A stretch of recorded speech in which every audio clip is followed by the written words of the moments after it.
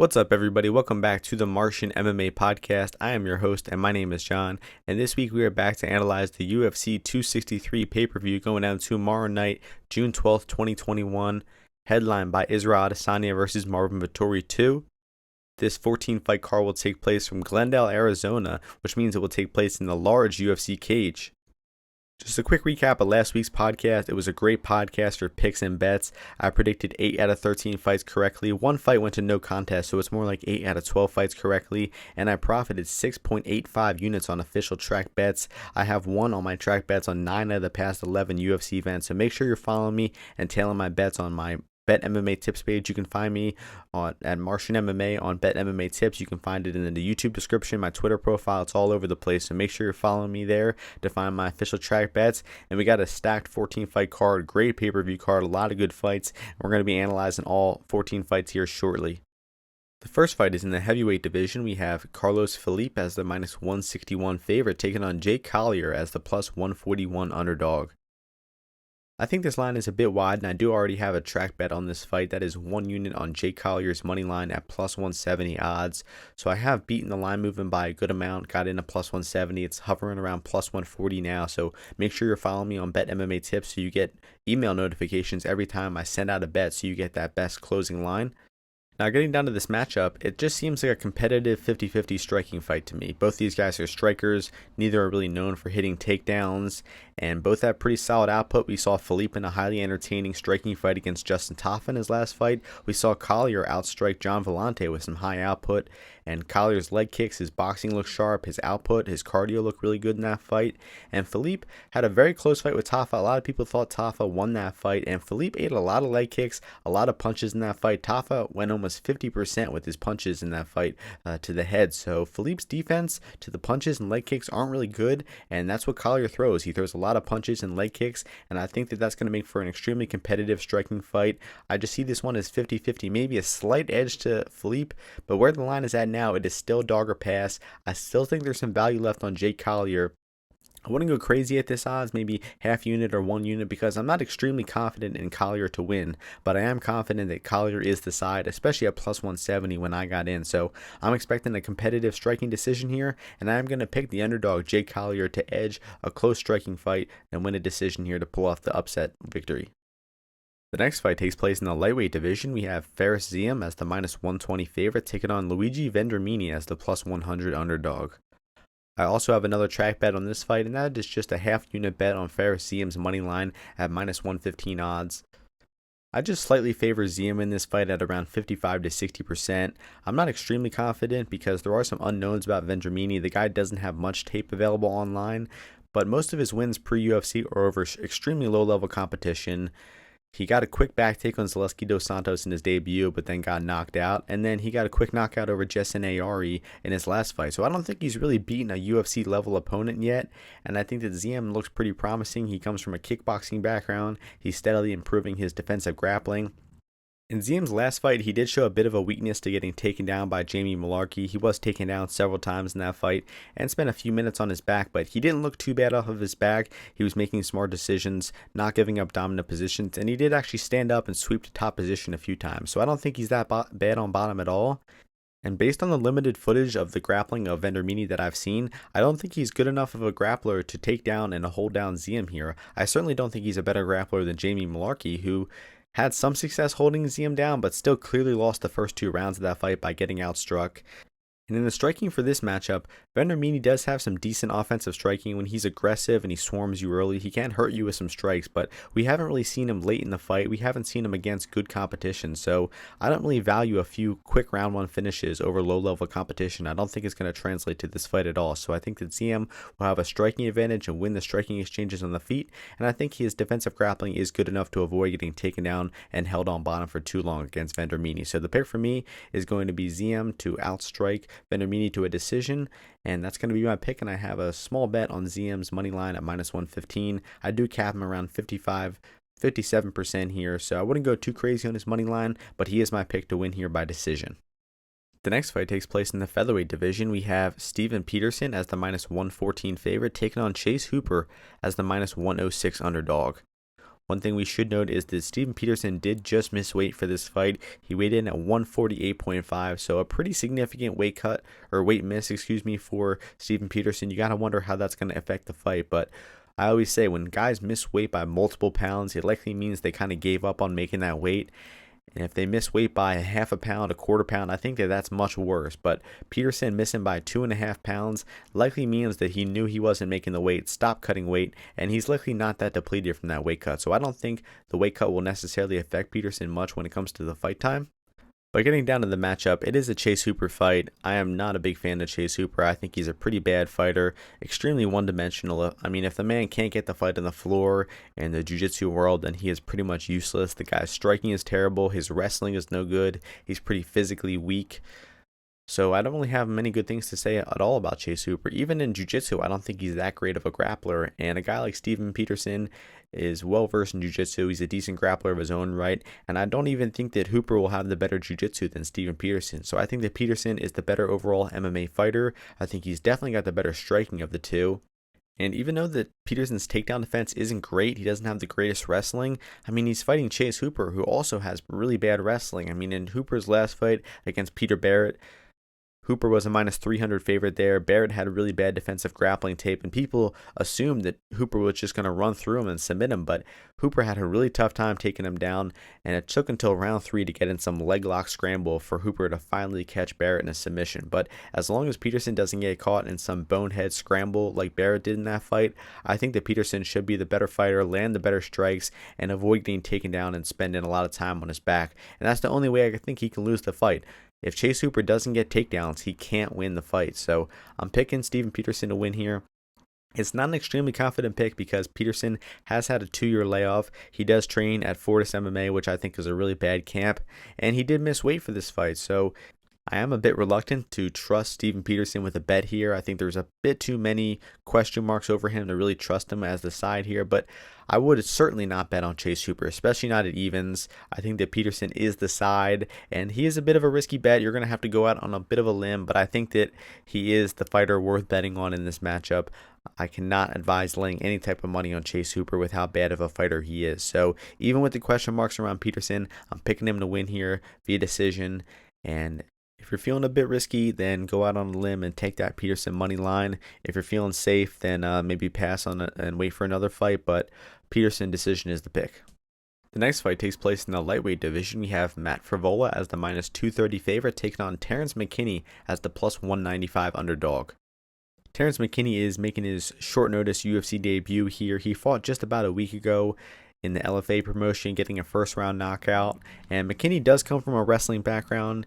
He doesn't look like that great of a wrestler or a grappler, though, I have to say. And in McKinney's past few fights, he's definitely fallen in love with his striking a bit. Got a few head kick knockouts. Won his most recent fight by ground and pound knockout. So it looks like McKinney might be falling in love with the striking a little bit. But when watching tape on McKinney, I think the guy fights really wild. He doesn't really fight with much process or much intelligence. And he also hasn't beaten anybody good. The 2 UFC level opponents he's fought, Woodson and Derek Minner, both finished him. He did take down Woodson and get a back take in round 1, but looked a bit slow in round 2, ducked right into a flying knee and got knocked out cold in that fight. Again, not too impressed with what I've seen from McKinney, but respect to the guy for stepping up on short notice here. He's taken on Frevola, who I think Frevola should have his number everywhere. I think that Frevola should be a bit more comfortable in the feet. Frevola is a seasoned grappler and wrestler as well, so I don't think he'll really be out of his comfort zone if McKinney attempts to get the fight to the floor. In this matchup, I think that Frevola should have a slight advantage everywhere. I think he's fought and beaten the much better competition, and I think that's going to go a long way in this fight. And who knows how McKinney's cardio will look in the later rounds too, because most of his fights end in the first round or two, and he isn't really experienced late in fights. So Frevola should have a cardio advantage. I give him a striking advantage, and he shouldn't be out of his realm in the grappling at all. So I give slight advantages to Frevola everywhere, but at minus 230, Frevola is not exactly the fighter who's trustable at that price. So I guess it is dog or pass at this point. But the pick for me is going to be Matt Frevola by decision. The next fight takes place in the women's flyweight division. We have Pannie Kianzad as the minus 200 favorite, taking on Alexis Davis as the plus 170 underdog. I think the line is pretty appropriately set for this fight, and it's a pretty clear striker versus grappler matchup in my opinion. Pannie Kianzad is a pretty sharp boxer, one of the better boxers in the women's division, and she has pretty steady output, good cardio to go the full 15 minutes, and she has outboxed opponents for the full 15 minutes before. Her takedown defense isn't the best, but she is fighting Alexis Davis, who isn't really a traditional wrestler. Davis likes getting the fight to the floor, and I only think that she can win this fight if she gets the fight to the floor, but she doesn't really shoot double leg or single leg takedowns. She's mostly known for catching kicks and turning those kicks into takedowns, but unfortunately for her, Pannie Kianzad is majority boxing. I think about 70 to 80% of her offense is boxing. So I doubt Pannie even throws many kicks to leave the opportunity for herself to be taken down. And unless Alexis Davis comes in here with an extremely aggressive wrestling game plan, shooting single legs and double legs, I don't think that she's going to win this fight. I think that Pannie Kianzad's defensive grappling is good enough to stuff the takedowns, and she should outbox Davis very easily on the feet. And Davis's face swells and bleeds a lot, so we could see a TKO, cut stoppage, something like that here from accumulated damage, because if Davis can't get this fight on the floor, I think she's going to get lit up with the boxing of Kianzad here. So this fight is pretty appropriately priced in my opinion. I think the only way that Davis can win is really a decision from out grappling. So just take Davis by decision if you like her. And I think that Pannie could win the fight by knockout or decision. I'll pick decision as the official pick. And that's going to do it for this fight. Pannie decision is the pick. The next fight takes place in the featherweight division. We have Movsar Evloev as the minus 228 favorite, taking on Ziam-Vendramini as the plus 138 underdog. I think this line is pretty accurately set, and this is a great fight between two really good fighters, I have to say, but I just think the grappling of Evloev will be too much here. I think that when the fight is in the feet, we're going to see some really competitive striking exchanges. The boxing of Evloev versus the varied offense of Dawodu. Dawodu is a really skilled striker. He's got good boxing kicks. He's really skilled in the clinch with his knees and elbows as well. So when the fight is in the feet, I do think that Ziam-Vendramini will have a slight striking advantage. But when the fight gets to the floor, I think it should be pretty one-way traffic for Movsar Evloev. Evloev is a great grappler. He can wrestle well. He can hold opponents down well. And he's just a really smart fighter who's really good at all aspects of MMA. And I think that that's going to be a really tough thing for Ziam-Vendramini to overcome here. As I mentioned, when the fight is on the feet, Dawodu does have an advantage, but Evloev wrestles pretty consistently. When he gets hit with those big shots in the feet from Dawodu, he's probably going to level change, and I see him being successful doing so. I just haven't seen good enough defensive grappling and takedown defense from Ziam-Vendramini to trust him here. So the pick for me is going to be Movsar Evloev to mix in the grappling to win a decision here. I doubt we see a finish from Evloev here. If we see a finish at all, it's probably going to be a knockout from Ziam-Vendramini, but I think that is kind of unlikely, and the most likely outcome is competitive striking exchanges, but then one-way grappling exchanges for Movsar Evloev, and he will control Dawodu to a decision. So the pick for me is going to be Movsar Evloev by decision. And where the line is at now, even though I think it is accurate, this is Evloev's toughest UFC opponent to date, so I think it probably is dog or pass. I wouldn't risk laying the chalk on Evloev money line, but maybe Evloev by decision if the line is appropriate. I'm not sure where it's at, but it's probably around minus 120, minus 135. There's probably some value on that line. The next fight takes place in the women's flyweight division. We have Ziam-Calderwood as the minus 145 favorite, taking on Lauren Murphy as the plus 125 underdog. I think this line is actually a bit wide, and I'm liking Lauren Murphy in this fight. I think the value is all over her at plus 125. And I think that people may be overrating Ziam-Calderwood's striking a little bit in this fight, because when the fight is in the feet, I guess I give Ziam-Calderwood a slight striking advantage, but make no mistake, Calderwood's boxing defense is really bad. She was getting lit up with punches versus Jennifer Maia, and Lauren Murphy is actually a solid boxer, good output. She throws a lot of leg kicks as well. And the best thing I love about Lauren Murphy is her round winning ability. I think that she might have a code with her coaches or something like that. And at the 30-second mark, at the 90-second mark of every round, they're telling her how much time is left in the round. And she looks to hit those late takedowns and end the round in top position, which is a great way to win the rounds. That is easily how she won the fight against Andrea Lee.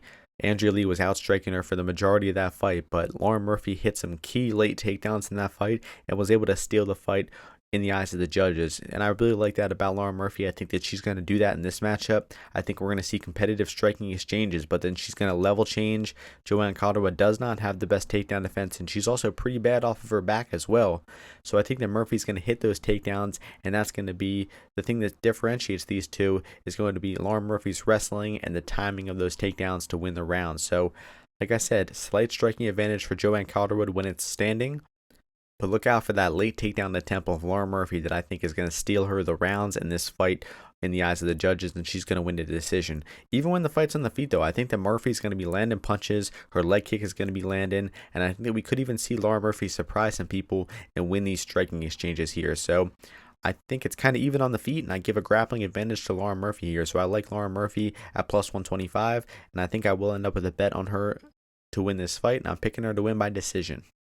The next fight takes place in the middleweight division. We have Eric Anders as the minus 145 favorite, taking on Anders-Stewart as the plus 125 underdog. So this fight is a rematch of a fight that happened a few months back. The first fight, Stewart was about a minus 200 favorite, but Eric Anders came out aggressive in round one, hurt him with punches, dropped him, had him extremely hurt, but Eric Anders made an extremely dumb mistake and illegally kneed Darren Stewart in the head. It should have been a disqualification loss for Eric Anders, but he got lucky and the referee gave him a no contest. One thing I should note about this rematch is this fight is at 205 pounds. The first fight was at 185. This is at 205. Not really sure why, but I think that's a good thing for Eric Anders. He's going to have more muscle, more power behind those punches at 205. And he's probably going to be able to hurt Darren Stewart a lot more than he did in the first fight with that extra power behind his punches. So I guess I'm switching my pick to Eric Anders here. I mean, after seeing that first fight, I guess you'd be kind of a fool to pick Darren Stewart to win again, because he just didn't look good there. He looked kind of slow. He wasn't reacting to punches well. His boxing defense wasn't good, and he looked tough. He was very tough by not getting finished by that swarm of offense, but still, he was getting outstruck by Anders, and Anders seemed to have his edge in the striking. And as long as Eric Anders comes out aggressive again and throws that same left hand, throws those combination of punches, he should probably hurt Darren Stewart again and actually find a finish this time. But it's hard to be confident. I mean, Anders and Stewart, neither guy is extremely reliable. They're both very hot and cold. So I will be picking Anders to win a decision here, not a knockout, a decision. But a lot of outcomes are on the table here. It's not an extremely confident pick. And some people, I'm sure, saw the first fight and they're extremely confident in Eric Anders now. I wouldn't be too confident. I mean, this is Eric Anders we're dealing with, not the smartest fighter, and he could find a way to fuck this up. So the pick is going to be Eric Anders by decision, but again, not confident, and I really wouldn't recommend betting this fight. Maybe just wait and save your money for a different fight. The next fight takes place in the lightweight division. We have Drew Dober as the minus 145 favorite, taking on Brad Riddell as the plus 125 underdog. I think this line is pretty wide and honestly could even be flipped. We could see Brad Riddell as the favorite here, in my opinion, and that is because Dober is the first opponent that Riddell is going to face in the UFC who isn't going to try to grapple him very heavily. I mean, Silva, Malarkey, even Mustafayev turned into a grappler when they were fighting Brad Riddell because they wanted nothing to do with the striking of Riddell. Riddell does come from a kickboxing background. He's very fast. He's got power in his hands. One critique of Riddell I will say is he doesn't have the best boxing defense. He's kind of content to rely on his durability at times, but the same thing could be said about Drew Dober. Also doesn't have the best defense and can kind of get in some wild exchanges in the pocket at times. And in this matchup, I just expect very competitive, close striking exchanges between these two. If anyone is attempting the grappling in this fight, I do expect it to be Drew Dober, but I don't think Dober has the wrestling or the top game to take down and hold down Brad Riddell, so I don't expect it to be successful. So in this matchup where I expect it to be striking exchanges for most of the time, I gotta side with the more accomplished kickboxer, the guy who has more experience in the striking realm, and that is Brad Riddell, and I will be picking Brad Riddell to outstrike Drew Dober here. I could see a knockout on either side. These guys are going to trade with each other, but I think if the fight goes to full 15 minutes, we're going to see Brad Riddell make some more reads, be the more intelligent and more layered striker of the two, and he's going to outstrike Drew Dober to a decision here. So at plus 125, I do have a bet on Brad Riddell, 1 unit on his money line, plus 125, and there's still a lot of value left at that price. And he could even be worth more than 1 unit play because, as I mentioned, I could see him being the favorite in this matchup. If the fight goes to full 15 minutes, I think we will see Brad Riddell show the better overall striking skill as the fight goes on. So I'm picking Brad Riddell to win by decision here. Alright, that wraps up the prelim portion of this podcast. 9 fights down on the prelims. We got 5 fights on the main card. This 14th fight is colossal, and we have 3 5-round fights on this card. So this could be looking like an 8-hour fight card tomorrow night, and I'm really excited for it. But the first fight takes place in the main card in the light heavyweight division. We have Jamal Hill as the minus 280 favorite, taking on Paul Craig as the plus 240 underdog. Right off the bat, I think this line is pretty wide, and Paul Craig should not be this much of an underdog. This seems like a pretty clear striker versus grappler matchup. Hill is the striker here. When the fight is on the feet, he should have a pretty clear striking advantage. And it's not like Paul Craig is a terrible striker. He is steadily improving his striking, but Hill should be the much better striker, should be landing the more clean shots. And Hill's striking is honestly impressive. He has a very high output. He throws punches, kicks, knees very well, mixes it up with combinations, and I think he's a pretty promising striker and a very fun striker to watch when it's on the feet. And the grappler in this matchup is Paul Craig. He's going to be looking to get the fight to the floor like he does in most of his fights. And Craig does have some decent wrestling. He's definitely a better jiu-jitsu guy than he is a wrestler. But I do think that Craig has the wrestling skill to take Jamal Hill down. And I say that because of Jamal Hill's fight against Darko Stosic.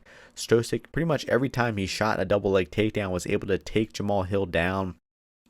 And it just seems like Jamal Hill's frame, that long, lanky frame, isn't a good wrestling frame. And if guys can get in on his hips, like Darko Stosic did in that fight, they can double leg him. And I think that that's Paul Craig's game plan here. He's going to be looking to hit takedowns. He's going to be looking to keep Jamal Hill on the ground. Now, Darko Stosic wasn't able to get any meaningful top position for most of that fight because Hill was bouncing back up to the feet. But I think that Craig has the better jiu-jitsu and the better control than Stosic. And after Craig gets those takedowns, he's going to have a better chance to hold Hill down and to get some meaningful work with that top position. So based on that concern around Hill's takedown defense, his bottom game, I just think there's no way you could be laying minus 280 chalk on him against a good tough grappler like Paul Craig. And I think the value is all over Paul Craig at that plus 240 money line price, and I likely will end up with a small bet tracked on him on his money line. And I'm not going to be picking Craig to win here. I think I will still pick Jamal Hill to win a decision or by knockout here. I'm actually kind of leaning this fight to go the distance. I think goes the distance is at plus 200 odds, so that might be worth a bet as well. But I think that Paul Craig will get takedowns. He will get some top position, but I could see Jamal Hill's strikes and damage in the feet kind of outweighing that in the eyes of the judges. And I think Hill will squeak by a close decision here. But I hope Paul Craig pulls off the upset. I likely will be betting on Paul Craig's money line here, and hopefully the Bear Jew can get it done with his grappling. So official pick is going to be Jamal Hill by decision, but I'll be cheering and betting Paul Craig here. The next fight takes place in the welterweight division. We have Belal-Muhammad as the minus 230 favorite, taking on Demian Maia as the plus 195 underdog. Another fight where I think the line is wide and the value is on the underdog Demian Maia here, and it's pretty simple. What grapplers has Belal-Muhammad fought? I mean, throughout most of his career, he's been pretty fortunate to not fight many grapplers, and I think that Demian Maia is the best grappler that he's fought to date. And I just haven't seen good enough takedown defense, good enough defensive grappling from Belal-Muhammad to trust him here against one of the best grapplers of all time in Demian Maia. And even though Demian Maia is old, he's way past his prime, he's still a great grappler, he's still capable of getting takedowns, backpacking guys, getting that typical back take that he gets, and I think he's very capable of out-grappling Belal-Muhammad here to either submitting him or winning a decision victory. Now, I don't think Belal-Muhammad is a bad defensive grappler at all. I just think he's untested. I mean, if you look at his past several fights, he hasn't fought a good grappler since Chance Rencounter, who is nowhere near the level of Demian Maia. I mean, he ran into Melender, Sato, Lyman Good, Diego Lima, guys who are known for not grappling, and I just think that him being a minus 230 favorite against the best grappler he's fought in years is wrong, flat out. One concerning thing for Belal in this fight too is that he doesn't do much damage on the feet when he's striking. He is not known for being a big hitter, and he really needs to make those striking exchanges count. He needs to damage Demian Maia when they're at striking range, or else Demian Maia will have nothing to discourage him from just shooting in for takedowns. So in round one of this matchup, I think I honestly favor Demian Maia. I think he's going to win round one by getting a takedown and either getting a dominant position on the ground or getting a back take or something like that. And as long as Demian Maia can sustain that over 3 rounds, all he really needs to do is 2 rounds. In the Anthony Rocco Martin fight, you saw he won the fight with his grappling in the first 2 rounds and then just completely took round 3 off because he knew he had the fight won. And a very similar thing could happen here because Belal is very unlikely to knock him out in the last round. So Demian Maia just needs to win 2 out of 3 rounds with his grappling, or best case scenario, find a submission, and he can win this fight. So I think that Demian Maia is the value side, and I'm going to be doing what I did in the last fight, kind of a hedge pick, when I'm going to be betting and cheering for Demian Maia here. But in terms of an official pick, I'll go with Belal-Muhammad to win by decision. And I think this fight is very likely to go to the decision. The only way I can see it finishing is Demian Maia by submission.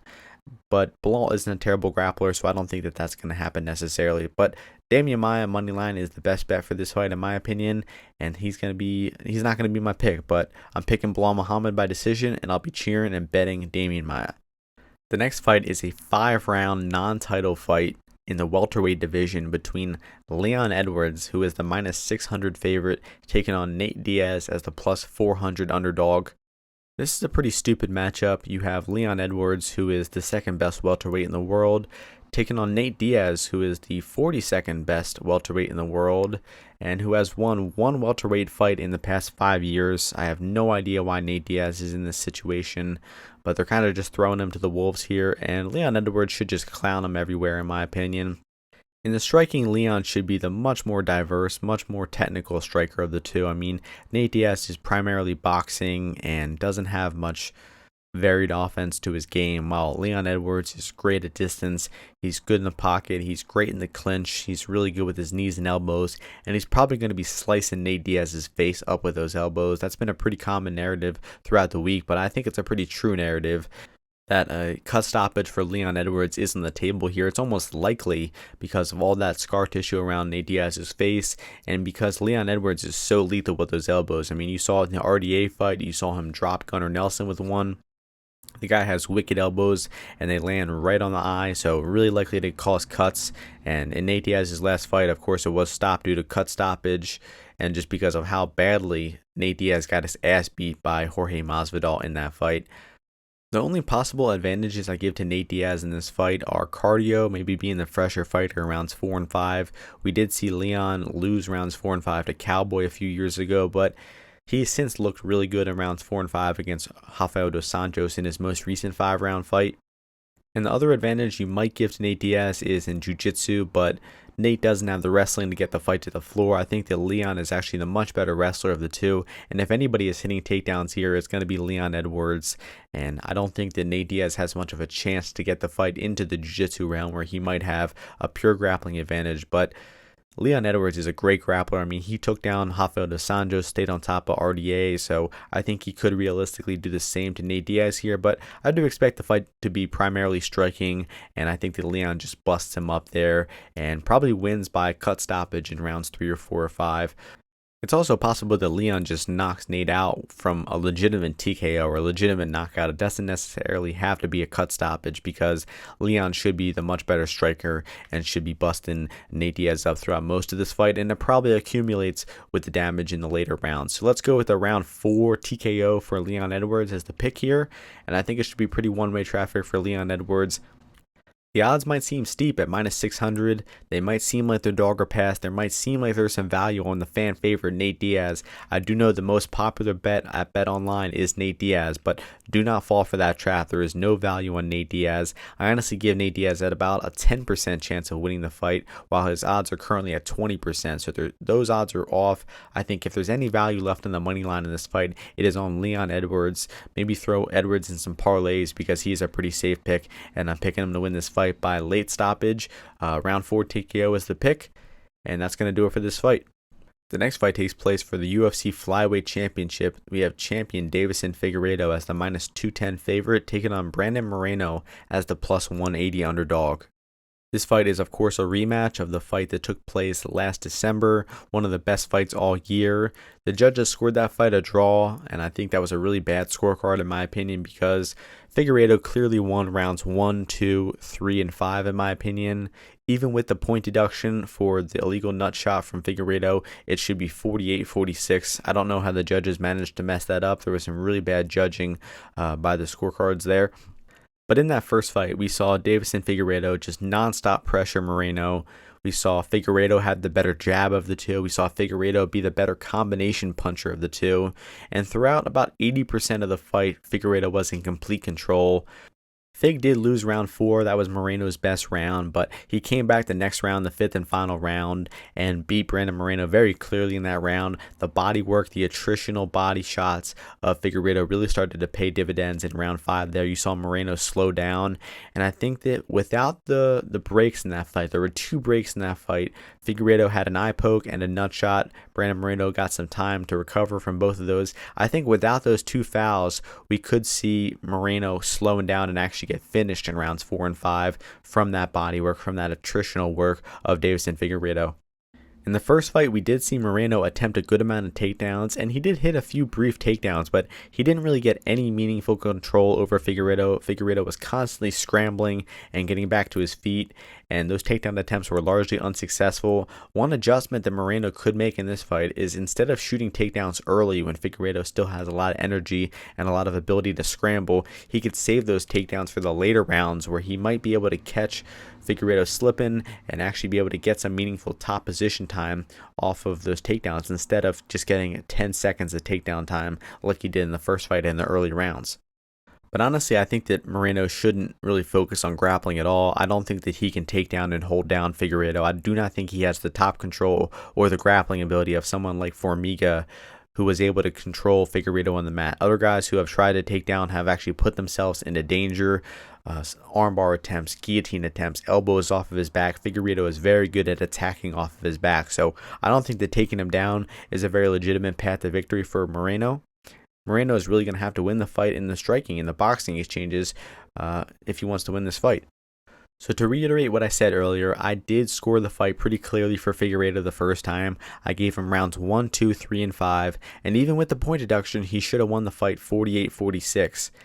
We saw Figueiredo have the better jab, the better combination punches, the better cardio, and the better attrition. So I really don't understand what reason there is to pick against Figueiredo this time. Unless you're really concerned about the weight cut. He did have kind of a tough weight cut, but didn't make the 125-pound limit. I mean, Figueiredo always is going to have a tough weight cut. He's a big 125er. And there really isn't any reason to pick against Figueiredo, in my opinion. We saw him be the better fighter the first time, and I don't think anything has changed. And I think that he's going to replicate that same first fight and have better success this time. I honestly think we're going to see a finish in the later rounds for Figueiredo here. As I mentioned earlier in this segment, I think without those breaks for the eye poke and the nut shot from Moreno, I think that body work could have added up a lot more, and we could have seen Figueiredo finish Moreno rounds 4 and 5, and that's my pick for this fight, a 4 or 5 TKO for Figueiredo here. And I'm not expecting too competitive of a fight. I mean, the first fight was close and competitive, but it also had a clear winner. It had a guy in control most of the time, and I think that that's what we're going to see again here. Figueiredo is going to win the fight. And at minus 205, if he gets under minus 200, I think that Figueiredo is worth the bet. I mean, I might have to lock in some action on minus 200 Figueiredo myself, because we just saw the fight. We just saw the 25-minute fight play out 6 months ago, and I don't know what much has changed. I think Figueiredo is going to do the same thing he did the first time, and I think he's going to win the fight. So the pick is going to be Figueiredo knockout round 4, and that's going to do it for this fight. The next fight is the main event of the card and takes place for the UFC Middleweight Championship. We have champion Israel Adesanya as the minus 260 favorite, taking on Maia-Muhammed as the plus 220 underdog. Another title fight rematch in this one. These two fought back in April of 2018. Israel Adesanya won the fight via split decision. One judge, Chris Lee, was smoking crack and decided to give the fight for Vettori, but it was a pretty clear round 1 and 2 for Israel Adesanya, pretty clear round 3 for Marvin Vettori, and it was a pretty binary matchup. We saw Israel Adesanya outstrike Marvin Vettori when it was on the feet, win the striking pretty emphatically. And then in round 3, when Marvin Vettori hit the takedown, he was able to keep Israel Adesanya off of his back. He was able to win the round from top position. I will say that when Vettori got to top position, he did not do much with that position. He didn't land a lot of ground and pound. He didn't pass guard. He didn't go for submission attempts. He was pretty tired, and he got those takedown attempts and kind of just laid on top. And he didn't really have much energy left to go for any meaningful ground and pound or guard passes or submission attempts.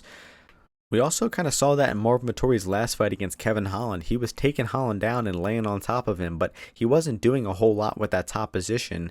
And Holland is really bad on bottom. He just laid on his back for the entire fight.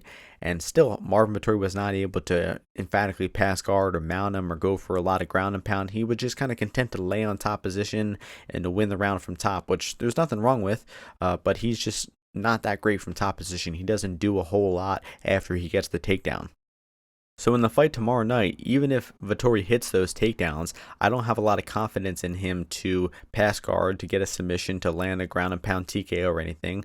I think he's just going to get the takedown and stay on top. So if Vettori wants to win the fight, he's likely going to have to hit takedowns and win 3 out of 5 rounds with his top position and his wrestling. I guess there's a minute chance that Vettori finds a finish on the mat, but there's no chance that Vettori wins the fight without wrestling. He needs takedowns to win. If the fight stays in the feet, we will see Israel Adesanya outstrike Vettori just like the first fight. And it's not like Vettori's a bad striker. The guy's a pretty good striker. He's got high output. He's got good boxing from the southpaw stance, but he was just nowhere near Israel Adesanya's level in that fight. And I think the gap between them has probably just widened in the striking. I think that Israel Adesanya continues to get better, continues to get more comfortable with the MMA range of striking. And I think that Adesanya is probably going to outstrike Vettori by a wider margin than he did in the first fight. So I do feel pretty comfortable in saying that Vettori is takedowns or bust here. I do not think that he can win the fight without takedowns.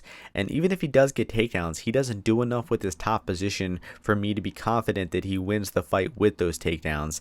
He's not going to be passing guard. He's not going to be landing a lot of ground and pound. He's going to be trying to conserve his energy, stay on top, and win rounds. And it is possible that he wins 3 out of 5 rounds like that. He could win a decision with his grappling, but I'm not trusting him to do so. It took him 10 or 12 minutes to get the takedown in the first fight.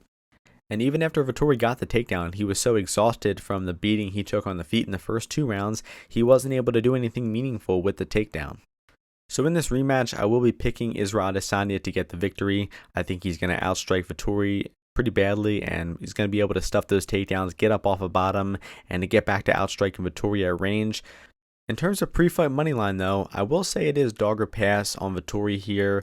I wouldn't recommend laying the chalk on Adesanya at minus 280, considering there is a way for him to lose this fight. Even though I do not think it happens, I think it's enough of a possibility to where I wouldn't recommend laying that minus 280 chalk beforehand. So the official pick for me is going to be a late knockout from Adesanya here. Hey, I picked round 4 knockout 2 times in a row. I picked Leon round 4 knockout, Fig round 4 knockout. So let's go with Israel Adesanya round 4 knockout as the official pick. I could see it being round 3, 4, 5 knockout, or possibly just a really wide decision, but I think Israel Adesanya is going to pour it on. Vettori is going to slow down in those later rounds, and we're going to see Israel find a finish. So the pick, once again, Israel round 4 knockout. So that is going to do it for this episode of the Martian MMA podcast. We analyzed, predicted, and discussed the betting lines for all 14 fights going down tomorrow night on this colossal UFC 263 card from Glendale, Arizona. It's going to be great to be in front of the fans again for these big pay-per-view events. It makes them feel a lot more special. And I hope you're all able to win some bets. Make sure you're tracking my official bets on my Bet MMA Tips page, which can be found in the YouTube description, my Twitter profile, or just Google Bet MMA Tips, Martian MMA. I have won on my track bets on 9 of the past 11 events, and we're finally in the profit for the year 2021, up 10 units on the year. So make sure you're checking out my official track bets. I already have several track bets for this card, and I might add a few more over the next 24 hours. So make sure you check right before the event starts, and hope you all enjoy the fights tomorrow. Hope you all win some money, and I'll see you before the next UFC event. Peace.